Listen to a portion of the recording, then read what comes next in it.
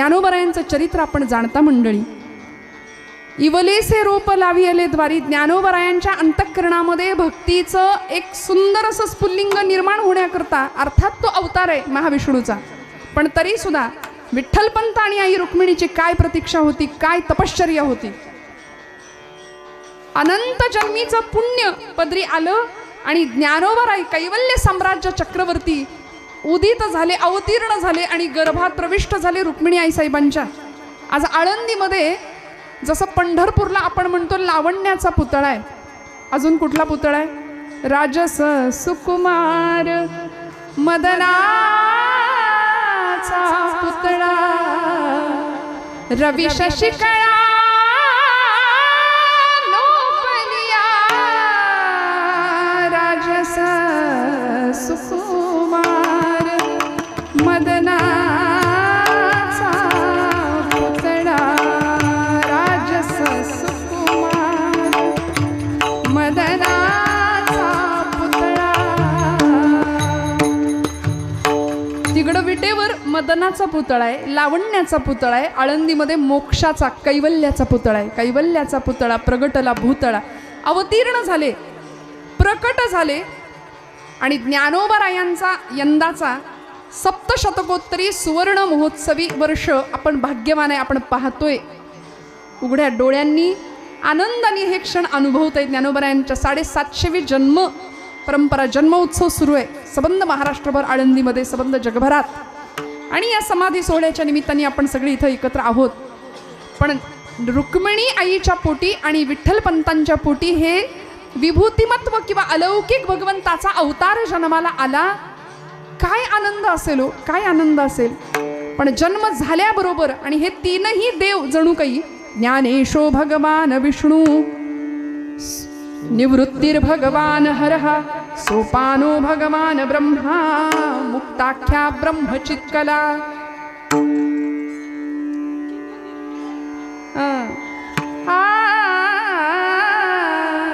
तिन्ही देव जैसे परब्रह्मीचे ठसे, तिन्ही देव जैसे परब्रह्मीचे ठसे, तिन्ही देव जैसे परब्रह्मीचे ठसे, तिन्ही देव जैसे परब्रह्मीचे ठसे, तिन्ही देव जैसे परब्रह्मीचे ठसे,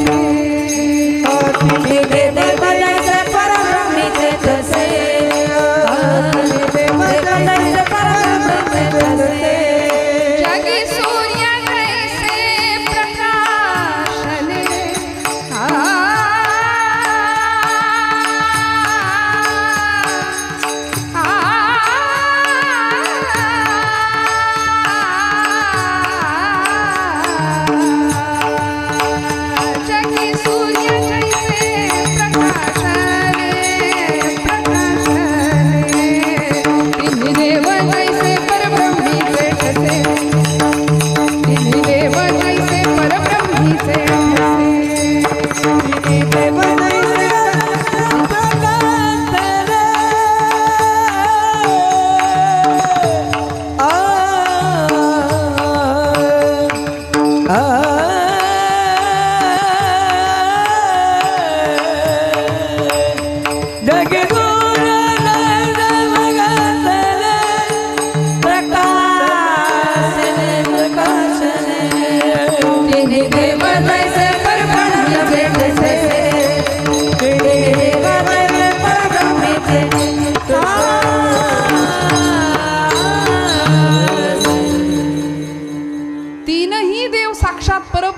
म्हणून अवतीर्ण झाले आणि आमच्यावर कृपा झाली. आदिशक्ती ब्रह्मचित्कला म्हणून मुक्ताबाईंचा जन्म, विठ्ठलपंतांच्या आणि रुक्मिणी आई साहेबांच्या पोटी ही 4 रत्न महाराष्ट्राच्या या मातीमध्ये ज्यावेळी जन्माला आली ना, भगवंताला सुद्धा किती आनंद झाला असेल.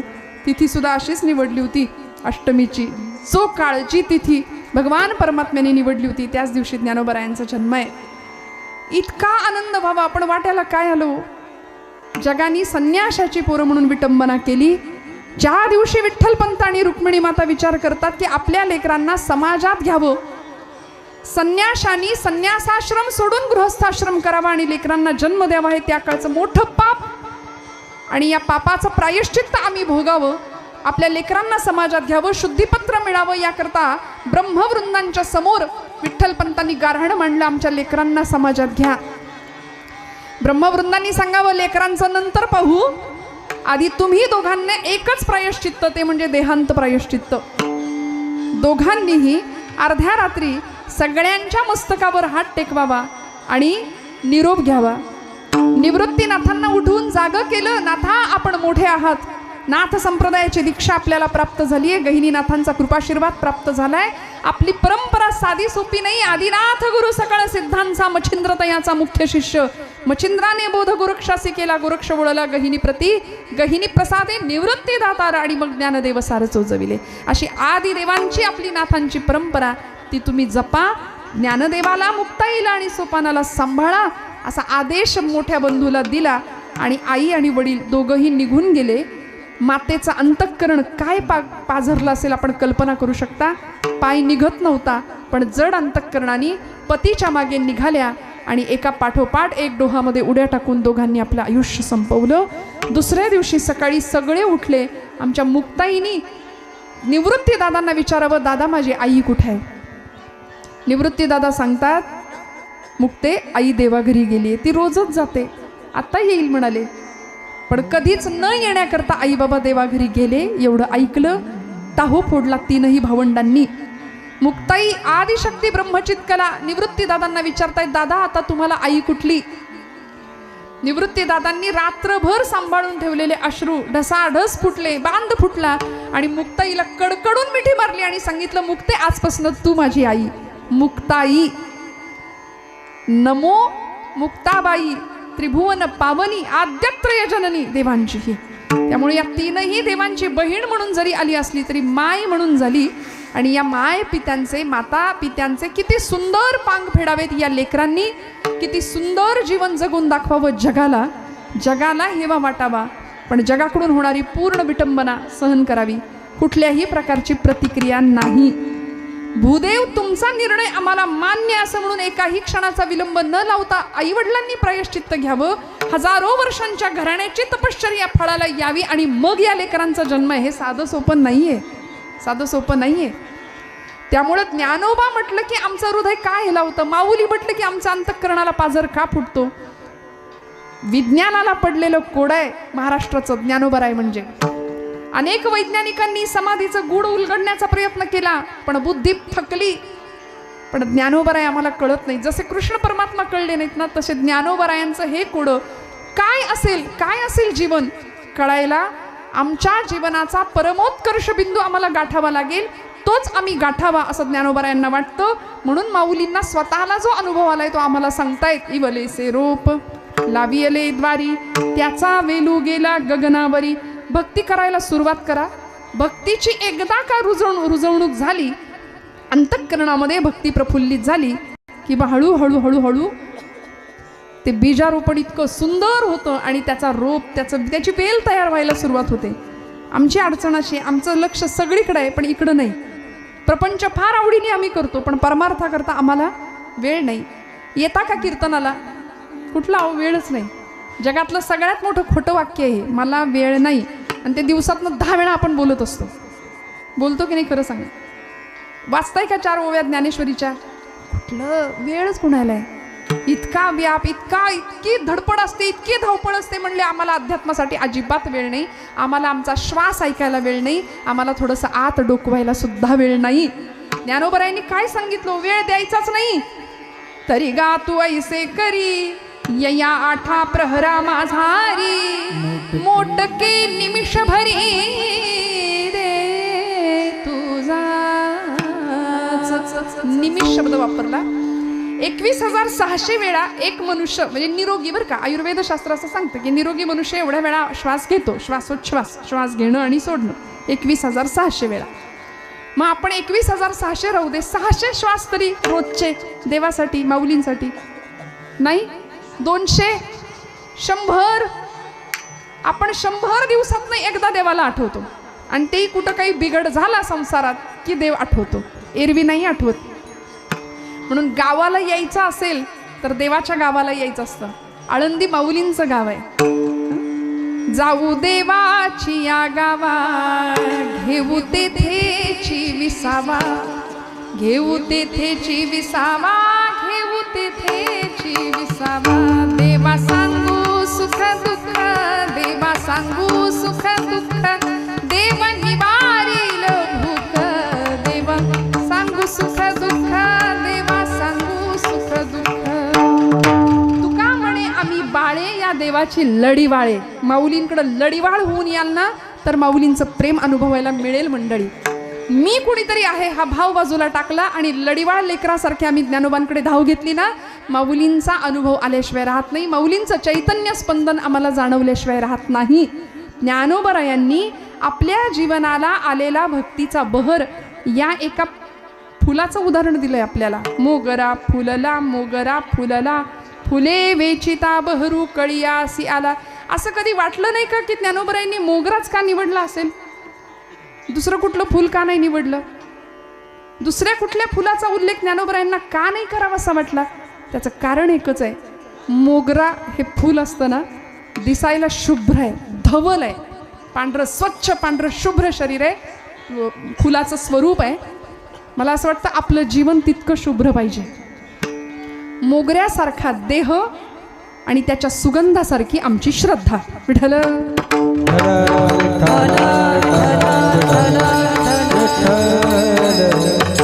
मोगरा कुणाला नाही आवडत? ज्ञानोबरायांना मोगरा आवडला. मन हा मोगरा अर्पुनीश्वरा, मन हा मोगरा अर्पुनीश्वरा, मन हा मोगरा अर्पुनीश्वरा, मन हा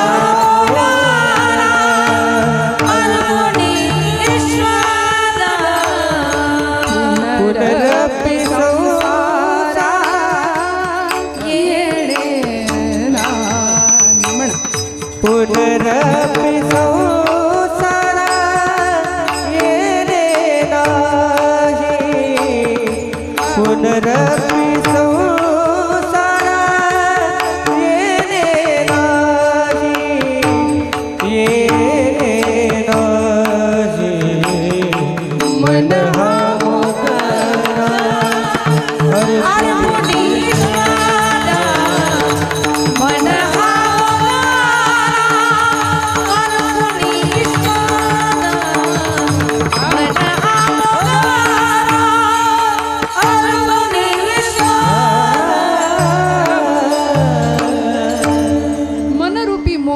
देहरूपी मोगरा कुठं व्हायचा?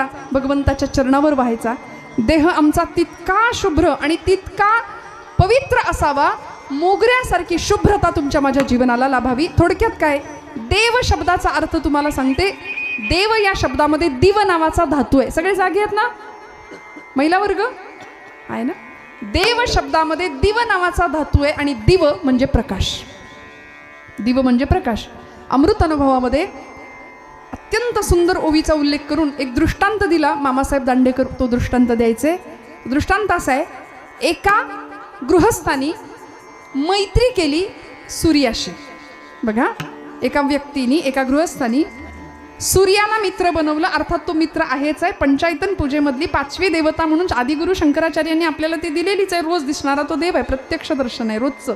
चमत्कार यापेक्षा वेगळा काय पाहिजे अजून? आपल्याला असं वाटतं हे चमत्कार वगैरे काही. अहो, सृष्टीतला सगळ्यात मोठा चमत्कार आहे उगवणारा सूर्यनारायण आपण पाहतो. मी बऱ्याचदा असं म्हणते, आज हिंदू आणि भगवा याचा अनेकांना वावडा आहे. पण खरं सांगू का, भगवा हटावचे नारे लावतात की नाही? पूर्व क्षितिजावर सगळ्यात आधी भगव्या रंगाची उधळण होते आणि मग आमचा सूर्यनारायण येतो. हिम्मत असेल तर तो भगवा आधी हटवून दाखवा, मग भगवा हटावचे नारे आधी आपण करू शकता. मला म्हणायचं एवढंच, त्या सूर्यनारायणाशी त्या गृहस्थांनी मैत्री केली. बरं का, मामासाहेबांचा खूप सुंदर दृष्टांत. आणि तो गृहस्थ सूर्याला मित्र म्हणायचा. एक दिवस तो प्रवासाला निघाला आणि प्रवास करता करता करता एक बोगदा आला. रस्त्यावर बोगदा, टनेल आला आणि त्या टनेलमधून गाडी जात असताना त्याला अंधार जाणवला, त्याचा प्रवास झाला आणि परत तो सूर्याशी बोलायला लागला. म्हणाला, मित्रा, तू सूर्य, तू माझा मित्र आहेस, तू प्रकाश, तू आलास की प्रकाश येतो, पण तुझ्याशी मैत्री करून मला खरं तर काही फायदा झाला नाही असं वाटतंय. कारण अरे मी असा गावाला गेलो, तिथं मोठा बोगदा होता आणि त्या बोगद्यामध्ये इतका अंधार होता. सूर्याने विचारावं, अंधार म्हणजे काय रे? ते अंधार काय असतं? आता जो स्वयंप्रकाशी आहे त्याला अंधार काय माहिती असणार आहे? तो गृहस्थ म्हणाला, तुला अंधार माहिती नाही, चल म्हणले तुला नेऊन दाखवतो अंधार. म्हणून त्या गृहस्थानी सूर्याला घेतलं, आपल्या मित्राला घेतलं आणि कुठं आला? बोगद्याजवळ आला. बोगद्याजवळ सूर्याला घेऊन तो मित्र आल्याबरोबर सूर्य म्हणतोय, कुठे आहे अंधार? तो मित्र म्हणाला, अरे आत्ता होता अंधार, तू आलास आणि अंधार गेला, तू आल्यामुळे प्रकाश आला आणि अंधार निघून गेला. तो काय म्हणाला? तू आल्यामुळे प्रकाश आला आणि अंधार निघून गेला. सूर्य म्हणाला, प्रकाश म्हणजे काय रे? ते प्रकाश काय असतं? जो स्वयंप्रकाशी आहे त्याला प्रकाशाशी घेणं देणं नाही आणि अंधाराशी घेणं देणं नाही. माऊलींचं जीवन तसं आहे. सोहिरा म्हणे, ज्ञान ज्योती तेथे कैची दिवस राती, तया विण नेत्रपाती हलवू नको रे, हरिभजना विण काळ घालवू नको रे.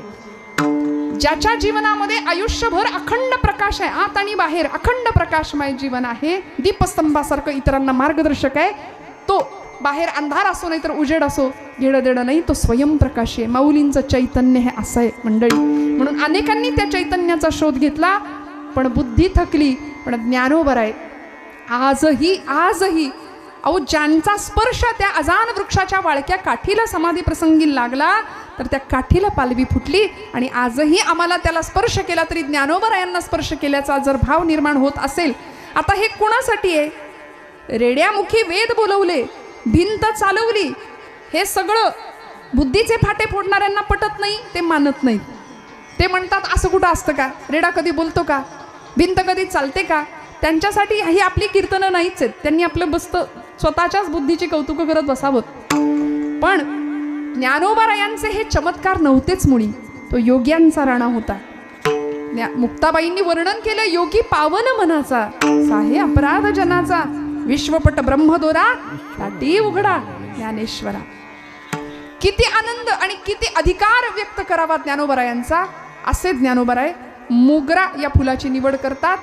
सुगंधी आहे आणि शुभ्र आहे, म्हणजे दिसायलाही सुंदर आहे आणि तितकाच सुगंध आहे. काही फुलांना सुगंध असतो पण दिसायला छान नसतं. काही फुलं दिसायला सुंदर असतात पण सुगंध असतोच असं नाही. मोगरा हे फुल असं आहे की ज्ञानोबरायांनी त्या फुलाची निवड केली. भगवंताच्या चरणावर देहरूपी मोगरा अर्पण करावा. मोगरा फुलला भक्तीचं रोप इतकं वृद्धिंगत झालं, इतकं वाढलं, त्या वेलीला इतकी फुलं आली आणि फुले वेचिता कळी बहरास, फुले वेचिता बहरू कळी असी आला. इतका बहर वाढला की तो बहर संपेना. आपल्याकडं असलेलं झाड ज्ञानोबरायांचा मोगरा कसा आहे? त्याचा बहर कधी संपत नाही. फुलं उचलली की परत कळ्या येत आहेत, परत बहर येतोय. थोडं सोपं सांगते. बहर हा शब्द मराठी भाषेमध्ये उपरा असा एक त्याला पर्यायवाचिक शब्द आहे. उपरा, एक उपरा आला की दुसरा उपरा येतो. एक उपरा काढला की दुसरा उपरा येतो. मग एका उपऱ्यानंतर आलेला दुसरा उपरा, याच्यामध्ये अंतरच भगवंत मिटवून टाकतो आणि ते उपरे पण नष्ट होतं. म्हणजे फुले वेचिता बहरू कळी असे आला. विठ्ठल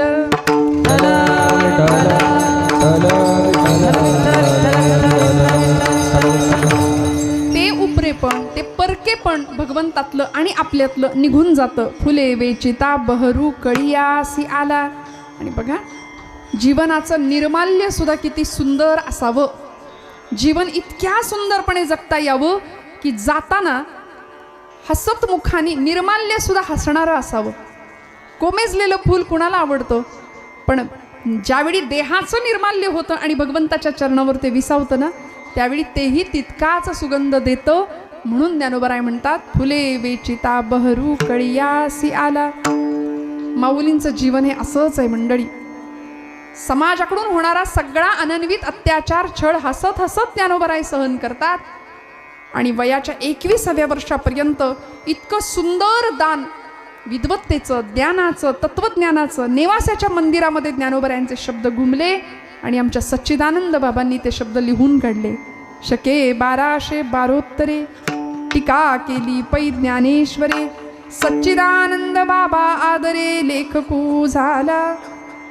250 वर्षानंतर ज्ञानोबरायांची ज्ञानेश्वरी समाजाला पटेना म्हणून नाथांना दृष्टांत द्यावा आणि नाथांना सांगावं, नाथा माझा गळा घोटला जातोय, भक्तीचं अवडंबर माजलं तेव्हा माझा हा गळा मोकळा करा. अजान वृक्षाची मुळी जणून माऊलींच्या गळ्याला लागली की काय.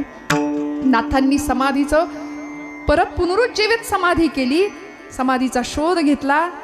माऊलींची ज्ञानेश्वरी पुन्हा एकदा सगळ्यांच्या समोर प्रतिशुद्ध स्वरूपामध्ये आणली. केवढे मोठे उपकार आहेत या संत मंडळीचे आमच्यावरती. तुमच्या माझ्या आयुष्यामधला असाच सुगंध किंवा मोगरा जर फुलायचा असेल, तुमच्या माझ्या जीवनाला जर पूर्णत्व यायचं असेल, तर ज्ञानोबरायांचं साहित्य आम्हाला हातात घ्यावंच लागेल. काळाची खूप मोठी गरज आहे. लहान लहान लेकरं सुद्धा आज ज्ञानेश्वरी हातात घ्यायची. अहो, आम्ही 400 ओव्या नाही जमल्या, 200 ओव्या नाही वाचल्या, 100 नाही जमल्या. माझे नामदेव महाराज म्हणतात, एक तरी ओवी अनुभवावी, एक तरी अनुभवावी, एक तरी ओवी अनुभवावी, एक तरी ओवी.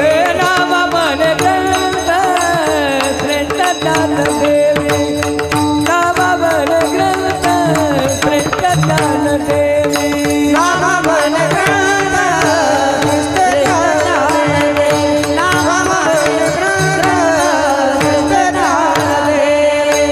एक तरी ओवी अनुभवावी, एक तरी ओवी अनुभवावी. गीता अलंकार नाम ज्ञानेश्वरी, गीता अलंकार नाम ज्ञानेश्वरी. एक तरी ओवी अनुभवावी, एक तरी ओवी अनुभवावी. गीता अलंकार नाम ज्ञानेश्वरी, गीता अलंकार नाम ज्ञानेश्वरी, नाम ज्ञानेश्वरी. योग्य वयामध्ये संतांच्या ग्रंथांची कास. ज्ञानेश्वरी असू दे, हरिपाठ असू दे, हात जोडून सांगते, आपल्या लेकरांना योग्य वयामध्ये योग्य ग्रंथ देऊया. भरकटले पण आलंय की नाही, संभ्रांत अवस्था आली आहे, ती निघून जाईल. जीवनामध्ये फ्रस्ट्रेशन आलंय, फार टेन्शन आलंय. आजच्या पिढी समोर येणारा जो काळ आहे तो अत्यंत भयावह आहे. जीवन जगताना निर्माण झालेले प्रश्न, त्या प्रश्नांची उत्तरं त्यांच्याकडे नाही आहेत आणि ती उत्तरं मिळण्याचं एकमेव ठिकाण आहे ज्ञानेश्वरी आहे, गाथा आहे. सगळं सूर्याखालचं ज्ञानोबरायांनी तुकोबरायांनी दिलंय आणि मग जीवन असं परिपूर्ण झालं ना, की जीवनाचं निर्माल्य सुद्धा किती सुंदर भगवंताच्या चरणावर समर्पित झालं पाहिजे. जुनी माणसं सांगायची, जुनी कीर्तनकार, आपलं कर्तव्य कर्म आटोपलं की माणसानं आपली वळकटी बांधून तयार राहावं. पण आपण नाही, आपलं नाही, अजून पंतवंडाचा चेहरा बघायचाय, नातवंड बघायचंय, संसार बघायचंय, लेकाचा सुनेचा, सगळ्यांचं.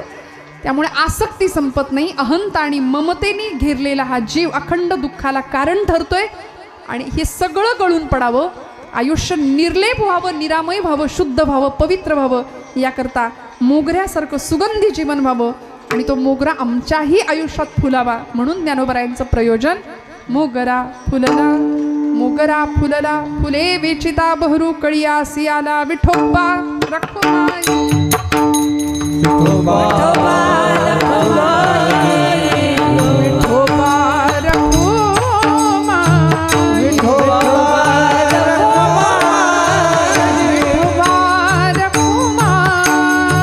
विठोबा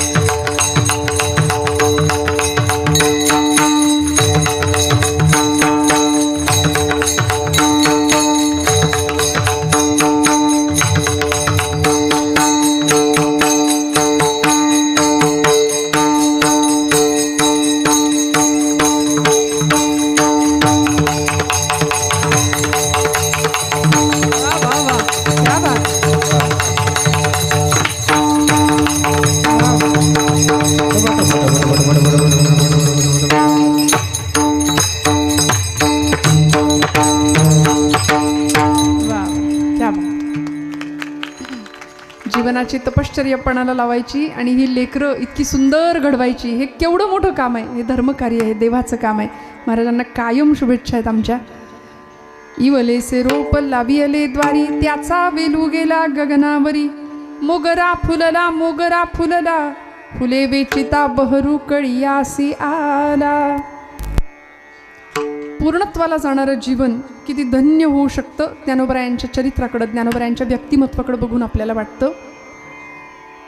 सबंध साहित्य निर्मिती झाली, गुरुकृपेने जीवन पूर्ण झालं, निवृत्तीनाथांचा पूर्ण आशीर्वाद मिळवला, ज्ञानेश्वरीचं लिखाण झालं, नेवाशाच्या मंदिरात माऊलींचे शब्द घुमले, बाबांनी लिहून काढले, ज्ञानेश्वरी तुमच्या माझ्या घरात आली.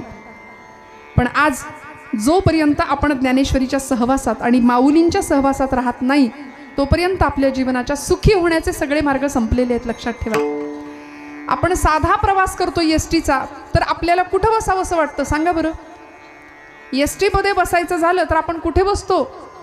पुढं बसायचा हट्ट असतो ना आपला. का? कारण मागे बसलो की सगळी आदळापट असते, धक्के असतात, दणके असतात. म्हणून आपण ड्रायव्हरपासून जेवढे जवळ बसू तेवढा आपल्याला प्रवास सुखरूप होतो. मग साधा एसटी ड्रायव्हरच्या बाबतीत हा विचार आपण करतो. या अखिलकोट ब्रह्मांड नायकाला आपण जगत चालक म्हणतो. जगाचं ड्रायव्हिंग त्याच्याकडे आहे, सगळी सूत्र तो हलवतोय. सर्व सत्ता तया हाती माझी किंवा काकुळती महाराज म्हणतात. सगळ्या सत्ताच, सगळ्या विश्वाची सत्ता त्याच्याकडे आहे. ऐसा तू समर्थ ब्रह्मांडाचा धनी. यद्भयात वाति वातो यम सूर्यस्तपती यद्भयात वर्षती इंद्रो दहत्यग्निः मृत्युश्चरति पंचमः. सगळं त्याच्या सत्तेने चाले हे शरीरा कोणाची असते, चाले हे शरीरा कोणाची असते, चाले हे शरीर कोणाची असते, चाले हे शरीर कोणाची असते. हो चाले हे शरीर, चाले हे शरीर कोणाची असते, चाले हे शरीर कोणाची असते, चाले हे शरीर कोणाची असते. बोल बोलवे ते हरी वीणा, बोल बोलवे ते हरी वीणा, बोल बोलवे ते हरी वीणा, बोल बोलवे ते हरी वीणा, बोल बोलवे ते हरी वीणा. कोण बोलवे ते हरी वीणा. ते कवी ऐकवी, एक नारायण, एक नारायण. ते कवी ऐकवी, एक नारायण. ते कवी ऐकवी, एक नारायण. ते कवी ऐकवी, एक नारायण. हो ते कवी ऐकवी, ते कवी ऐकवी, एक नारायण. ते कवी ऐकवी, ते कवी ऐकवी, एक नारायण. ते कवी ऐकवी, एक नारायण. ते कवी ऐकवी, एक नारायण. नारायण.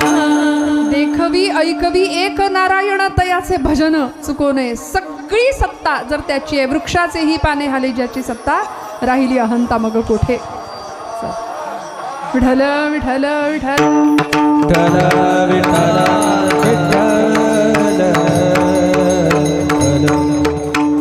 21 वर्ष ज्ञानोबराय आपलं सबंध कार्य करतात आणि पांडुरंग परमात्म्याला विचारतात, माऊली आता जायची इच्छा आहे, निघायची इच्छा आहे.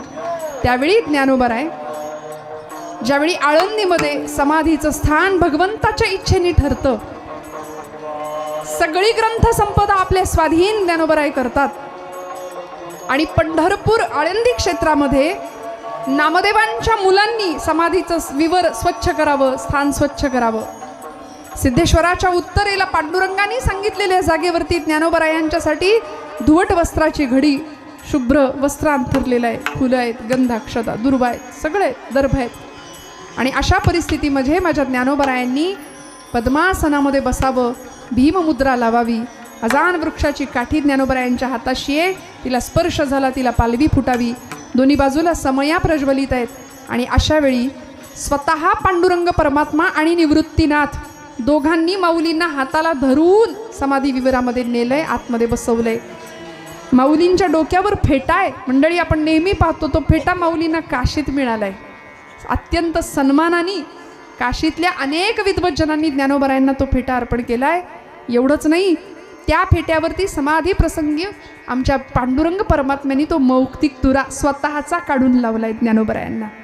इतकं सुंदर रूप दिसलं ज्ञानोबरायांचं, अत्यंत तेजस्वी चैतन्याचा सगळीकडे आभा निर्माण झाली. बाल्य आणि निर्माल्य, बाल्य आणि वार्धक्य, बाल्य आणि वार्धक्य यांच्यातलं अंतर संपलं आणि चिरतरुण असं सुंदर वरदान ज्ञानोबरायांना मिळालं. आजही ज्ञानोबराय त्या अवस्थेमध्ये आमच्या समाधी विवरामध्ये आजही ज्ञानोबराय तिथं आहेत. हा ज्याचा भाव आहे ना, त्याला समाधी म्हणजे दगड नाही दिसत, ज्ञानोबाच दिसतात. हा ज्याचा भाव आहे ना, त्याच्या अंतःकरणाला पाझर फुटल्याशिवाय राहत नाही. ज्ञानोबरायांना मिठी मारल्याशिवाय ती व्यक्ती राहत नाही. ज्ञानोबरायांनी भीममुद्रा लावावी, डोळे मिटावेत, 108 ओव्यांचं मंगलाचरण करावं, स्वतः पांडुरंगाने आलिंगन द्यावं माऊलींना. आणि या प्रसंगामध्ये सगळ्यांनी टाहो फोडावा. नामदेवरायांनी टाहो फोडावा. निवृत्तीनाथ कधी नव्हे ते टाहो फोडत होते. नामदेव राय सांगतात की नामा म्हणे आता पेटला हुताशन, करा समाधान निवृत्तीचे, निवृत्तीचे करा समाधान. निवृत्तीनाथांना कधी इतकं रडलेलं पाहिलं नाही. अखंड वैराग्याचे मूर्तिमंत प्रतीक असलेले निवृत्तीनाथ पण डसडसा रडायला लागले. मुक्ताई सांगत होत्या, कशासाठी रडता? ज्याचं जीवन अपूर्ण आहे ना, त्याच्यासाठी रडा. माझ्या ज्ञाना इतकं, ज्ञानादादा इतकं सुवर्णासारखं पवित्र आणि अत्यंत तेजस्वी जीवन कुणीच नाही जगलं. त्यामुळे पूर्ण जीवनासाठी रडू नका. उलट त्यांनी जे मागणं विश्वात्मक भगवंताकडे मागितलं ना, ते आपणही मागूया. आता विश्वात्मके देवे येणे भाग्यज्ञे तोषावे, तोषोनी मज द्यावे पसायदान हे. म्हणून ज्ञानोबरायांची अनुभूती होती, मनाची एक गुंती गुंफियेला शेला. मनोहि द्विविधम प्रोक्तम शुद्धम च अशुद्धमेव च अशुद्धम काम संकल्पम शुद्धम काम विवर्जितम. असं हे मन अनेक गुंत्यांनी युक्त आहे, अनेक गाठींनी युक्त आहे. त्या सगळ्या मनाच्या गाठी सुटाव्यात. मन निर्विकल्प व्हावं, निर्विचार व्हावं आणि त्या मनाचा जणू काही शेला भगवंताच्या वरती अर्पण करावा. पण लक्षात आलं, देवा तू केवढा मोठा आहेस, तू एवढा मोठा आहेस की मी अर्पण केलेला मनरूपी शेला सुद्धा इतका मोठा झाला आणि भगवंता तुझ्यात माझ्यात भेद नाही निर्माण झाला. तू तुझं अस्तित्व किंवा तू तुलाच मला देऊन टाकलं. देव स्वतःला देऊन टाकतो आणि पांडुरंग परमात्म्याशी इतकी एकनिष्ठता, इतकी एकरूपता झाली की आता अद्वैत भक्तीचा साक्षात्कार प्राप्त झाला. तो तुम्हाला मला प्राप्त व्हावा याकरता ज्ञानोबरायांचा हा अभंग. शेवटचं चरण. मनाची गुंफी गुंफी गेला सेला, मनाची गुंफी गुंफी गेला सेला, मनाची गुंफी गुंफी गेला सेला, मनाची गुंफी गुंफी गेला सेला, मनाची गुंफी गेला सेला, मनाची गुंफी गुंफी गेला सेला, मनाची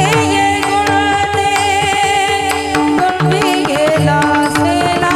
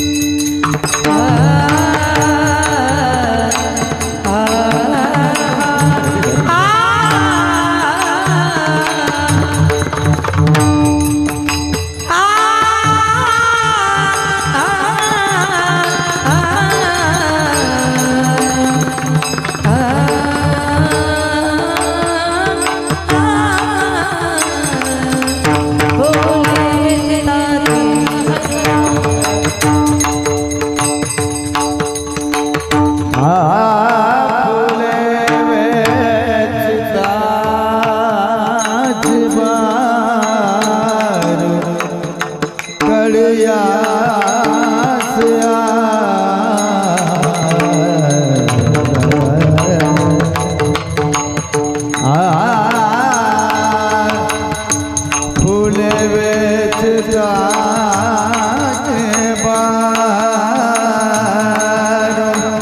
कळया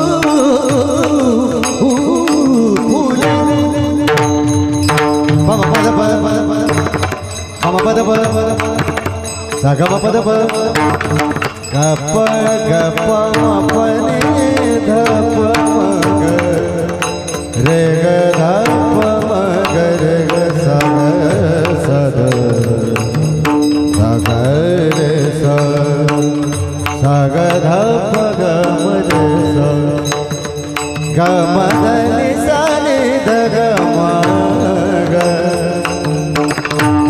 परि ध मद प ग प म रे म ग सा ग रे नि रे सा ध नि सा रे सा ध नि सा रे सा ध नि सा रे सा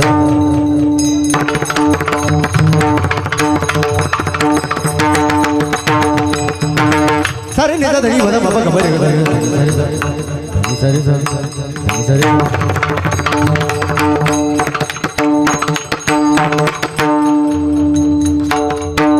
सा रे सा नि सा नि ध नि ध प द प ग प म ग प म रे ग सा ध सा धनि सा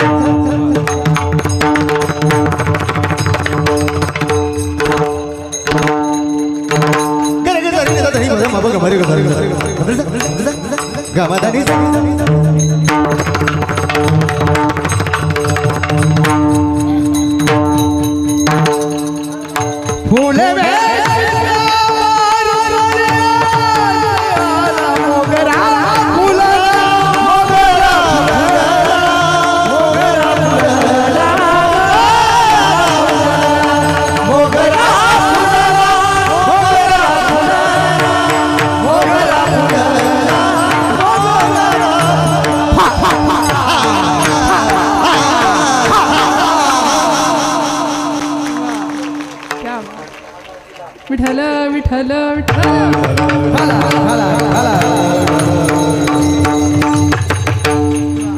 आता दादांनाही जरा बरं वाटलं थोडस.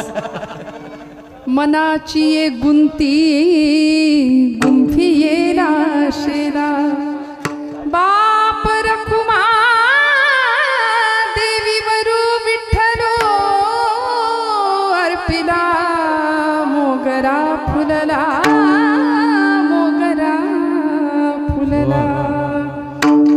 अतिशय सुंदर अशा भगवंताची सेवा करता करता ज्ञानोबरायांनी आपला देह आपलं जीवन भगवंताच्या चरणावर समर्पित केलं. आणि खऱ्या अर्थी त्यांची जी प्रतिज्ञा होती, जाईन गे मायेत या पंढरपुरा भेटेन माहेरा आपुलिया, कशा करता आले होते, अवघाची संसार सुखाचा करीन आनंदे भरीन तिन्ही लोक, ही प्रतिज्ञा घेऊन आले होते. सगळं काम पूर्ण केलं आणि आपल्या आईच्या जवळ ज्ञानोबराय नामा म्हणे आता लोपला तिन कर बाप ज्ञानेश्वर समाधिस्थ या न्यायानी जीवनाची इतिक कर्तव्यता अनुभवली. आणि खऱ्या अर्थी मी मगाशी म्हटलं तसं जो बहर आहे ना, परमेश्वराची कृपा अखंड असते, तो बहर त्याचं प्रतीक आहे. परमेश्वराची कृपा ही सतत असते, ती न थांबणारी असते. तो कृपेचा वर्षाव अखंड वाहत राहतो. जसं आमच्या महाराजांच्या भाषेमध्ये आवर्तन, हे आवर्तन संपत नाही, संपणारं असतं ते आवर्तन नसतं. 16 मात्रांनंतर पहिल्या मात्रेवर येऊन थांबणं ही पूर्णता आहे जीवनाची. त्यामुळे हा जो बहर आहे ना आयुष्याचा, फुले वेचिता बहरू कळी असे आला, भगवंत कृपेचा बहर अखंड राहणारे देव आपल्याला आपल्यापासून वेगळं करणार नाही, ही अनुभूती, हा भाव आणि हा आशय मांडणारा ज्ञानोबरायांचा हा अभंग. अभंगाचा व्यापक विस्तार आहे, अर्थ मोठा आहे. यथाशक्ती यथामती सांगण्याचा प्रयत्न केला. झालेली सेवा भगवंत चरणावर समर्पित करते. बोलत असताना काही वेडवाकडं गेलं असेल तर मोठ्या अंतकणाने क्षमा करा. सगळ्यांच्या हृदयस्थ परमात्म्याला वंदन करते. परमादरणीय पांचाळ गुरुजींच्या अत्यंत सुंदर अशा आग्रहाने आपल्या सगळ्यांच्या दर्शनाचा योग वाट्याला आला. मनापासून सगळ्यांना नमस्कार करून ज्ञानोबरायांच्या चरणी झालेली सेवा समर्पित करते. ज्ञानोबा माऊली तुकाराम, माऊली तुकाराम, बोला तुकाराम, ज्ञानोबा माऊली तुकाराम, सगळ्यांच्या आवाजाने तुकाराम, ज्ञानोबा माऊली तुकाराम, ज्ञानोबा माऊली तुकाराम.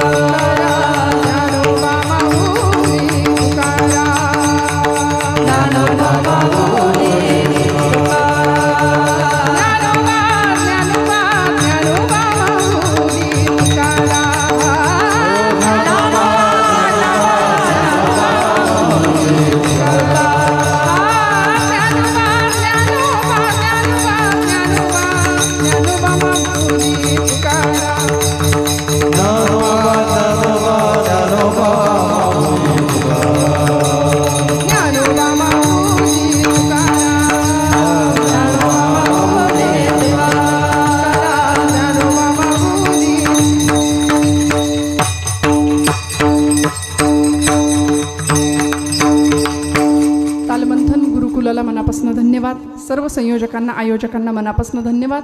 दोनही महाराज मंडळींनी भैरवीसाठी बरोबर उपस्थिती दाखवून अतिशय सुंदर कळसापर्यंत आमच्या कीर्तनाला घेऊन गेलात. त्यामुळे आपल्याही चरणी साष्टांग प्रणिपात. सगळ्यांच्या चरणी नतमस्तक होते आणि सेवा माऊलींच्या चरणी रुजू करते. ज्ञानेश्वर माऊली, ज्ञानराज माऊली तुकाराम. ताईंसाठी जोरदार टाळ्या वाजून ताईंचं स्वागत करायचं आहे.